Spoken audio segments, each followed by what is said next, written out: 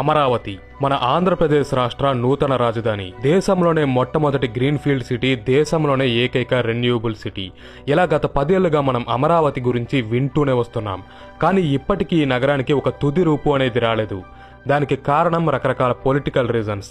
అయితే గతాన్ని పక్కన పెడితే ప్రెజెంట్ అమరావతి నిర్మాణం అనేది కేవలం మన రాష్ట్రానికి మాత్రమే కాకుండా మొత్తం దేశానికే చాలా ఇంపార్టెంట్గా మారింది. ఎందుకంటే భవిష్యత్తులో ఆంధ్ర $2.5 ట్రిలియన్ ఎకానమీగా మారాలంటే దానికి కీ ఫ్యాక్టర్స్ అన్నీ కూడా అమరావతి చుట్టూనే తిరుగుతాయి. అండ్ ఆంధ్ర ఎకానమీ పెరిగిందంటే అప్పుడు ఆటోమేటిక్గా దేశ ఎకానమీ కూడా పెరిగినట్టే. సో అమరావతి ఇప్పుడు ఒక నేషనల్ ప్రాజెక్ట్గా మారిపోయిందని చెప్పుకోవచ్చు. అందుకే ఈ వీడియోలో మనం అనుకున్న మాస్టర్ ప్లాన్ ప్రకారమే అమరావతి నిర్మాణం జరిగితే ఆ సిటీ ఎంత గొప్పగా రెడీ అవుతుందో, భవిష్యత్తులో రాష్ట్ర దేశ ఆర్థిక వ్యవస్థలకు ఎంతగా కాంట్రిబ్యూట్ చేస్తుందో వంటి అంశాలను తెలుసుకుందాం. వీడియో చాలా ఇంట్రెస్టింగ్గా ఉంటుంది. సో ఏ డీటెయిల్ కూడా మిస్ అవ్వకుండా ఉండడానికి వీడియోని లాస్ట్ వరకు చూడండి. అలాగే నా కంటెంట్ గనక నచ్చితే ఇప్పుడే వీడియోని లైక్ చేసి మన ఛానల్కి సబ్స్క్రైబ్ అవ్వండి. ఫిక్స్ చేసిన మాస్టర్ ప్లాన్ ప్రకారమే అమరావతి కన్స్ట్రక్షన్ అనేది జరిగితే అప్పుడు దేశంలోని హైదరాబాద్, బెంగళూరు వంటి సిటీసే కాదు కదా, ప్రపంచంలోని ఎంత గొప్ప మహానగరమైనా సరే దీని ముందు దిగదూడిపే అంత గ్రాండ్గా ఉండబోతుంది మన అమరావతి.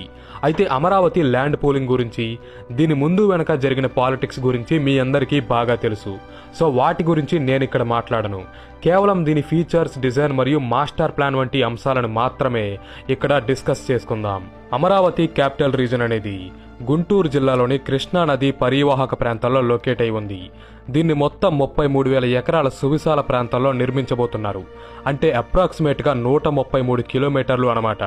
ఇంత భారీ స్థాయిలో ఇప్పటి వరకు మన దేశంలో ఏ నగరాన్ని కూడా నిర్మించలేదు. ఇదే మొదటిసారి కాబోతుంది. అలాగే అమరావతిని ఒక గ్రీన్ ఫీల్డ్ సిటీగా నిర్మించబోతున్నారు. గ్రీన్ ఫీల్డ్ సిటీ అంటే ఒక ఖాళీ స్థలంలో అన్నీ కూడా స్క్రాచ్ నుంచే నిర్మించిన సిటీ. అంటే ముందుగానే ఆ ఖాళీ ప్లేస్లో రోడ్స్, హైవేస్ని కన్స్ట్రక్ట్ చేస్తారు.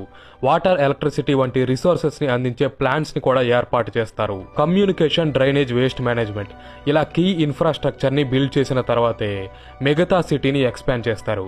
ఈ రకంగా ముందే అన్ని ప్లాన్ చేసుకోవడం ద్వారా ఫ్యూచర్లో సిటీ పాపులేషన్ ఎంత పెరిగినా కూడా ఎటువంటి ప్రాబ్లం అనేది రాదు. అండ్ ఆకస్మిక వరదలు, ప్రకృతి వైపరీత్యాలు వచ్చినా సరే సిటీ చాలా స్ట్రాంగ్గా నిలబడుతుంది. అదే మనం దేశంలోని మిగతా సిటీస్ని గమనిస్తే అవి ప్రాపర్ ప్లానింగ్ అనేవి లేకుండా కాలంతో పాటు ఎవాల్వ్ అయిన సిటీస్. ఈ కారణంగానే అక్కడ రోజు రోజుకి పొల్యూషన్, పాపులేషన్ వంటి సమస్యలు పెరగడంతో పాటు చిన్న వర్షం వచ్చినా సరే మొత్తం డ్రైనేజ్ సిస్టమ్ పొంగి పొర్లి పరిస్థితులు అల్లకల్లోలంగా మారిపోతున్నాయి. ఇదే భవిష్యత్తులో అమరావతి మరియు దేశంలోని మిగతా సిటీస్కి మధ్య ఉండబోయే మేజర్ డిఫరెన్స్ అవుతుంది. ల్యాండ్ పూలింగ్ ద్వారా అమరావతిలో సేకరించిన మొత్తం 33,000 ఎకరాలని 9 డిఫరెంట్ జోన్స్గా విభజించారు. వీటిలో ఒక్కో జోన్కి ఒక్కో స్పెషాలిటీ ఉంది. అవే government zone, commercial zone, residential zone, education zone, industrial zone, tourism zone మరియు ట్రాన్స్పోర్ట్ జోన్. ఇలా 9 డిఫరెంట్ జోన్స్ ఉండబోతున్నాయి. ముందుగా గవర్నమెంట్ జోన్. ఇక్కడే మన ఆంధ్రప్రదేశ్ రాష్ట్ర నూతన అసెంబ్లీ, హైకోర్టు, సెక్రటేరియట్ మరియు మినిస్టర్స్ ఆఫీసెస్ ఉండబోతున్నాయి. వీటిలో ముఖ్యంగా అసెంబ్లీ మరియు హైకోర్టు బిల్డింగ్స్ని దేశంలో మునుపెన్నడూ చూడని విధంగా చాలా ఐకానిక్ అండ్ ఇన్నోవేటివ్ మోడల్స్లో డిజైన్ చేశారు. ఇవి చూడడానికి చాలా అద్భుతంగా ఉంటాయి. భవిష్యత్తులో మన ఆంధ్రప్రదేశ్ రాష్ట్రానికి సంబంధించిన మొత్తం పాలన అంతా కూడా ఈ గవర్నమెంట్ జోన్ నుంచే జరగబోతుంది. అలాగే కమర్షియల్ జోన్ని ఒక ఫైనాన్షియల్ హబ్గా మార్చబోతున్నారు. ఇక్కడే కీలకమైన IT parks, business reasons, bank, startup centres వంటి ఆర్థిక సంస్థలు ఉండబోతున్నాయి. వీటి వల్ల రాష్ట్రంలోని యూత్కి చాలా ఎంప్లాయ్మెంట్ క్రియేట్ అవుతుంది. వీటితో పాటు ప్రజలు వచ్చి నివాసం ఉండడానికి రెసిడెన్షియల్ జోన్స్, ప్రపంచవ్యాప్తంగా ఉన్న కంపెనీస్ అమరావతిలో తమ ఫ్యాక్టరీస్ని ఏర్పాటు చేయడానికి, వస్తువుల ఉత్పత్తికి ఇండస్ట్రియల్ కారిడార్స్ని ఏర్పాటు చేయబోతున్నారు. ఎడ్యుకేషన్ హబ్లో దేశంలోనే టాప్ యూనివర్సిటీస్, కాలేజెస్ మరియు స్కూల్స్ ఉండబోతున్నాయి. ఇక్కడ రీసెర్చ్ అండ్ డెవలప్మెంట్ని ప్రోత్సహించి కొత్త ఆవిష్కరణల రూపకల్పన జరుగుతుంది.